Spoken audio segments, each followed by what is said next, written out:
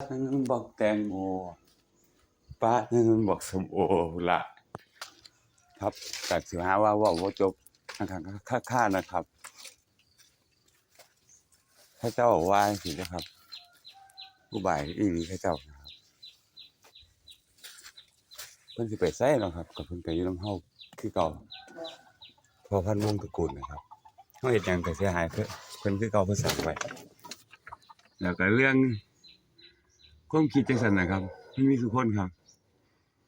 ตอนท่านได้ฮู้แล้วก็มีคือเก่าแหละครับเพราะอย่างที่อื่นบ่ฮู้ดูดีๆก่อนครับคือมื้อนี้โลกน่ะมันไปเร็วมันคิดกันขันเดียนเร็วแล้วสิจังได๋ก็เร็วน้ำมันครับเร็วในความคิดเจ้าของ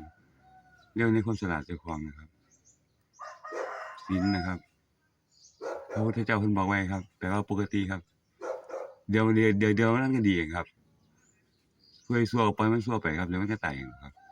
ผู้ใดดีก็ดีต่อใจครับอย่าหลายบอกตามตรงเลยว่าหลายขี้ข้านอาบน้ำเอาไปทำใส่ไผก็ได้ครับ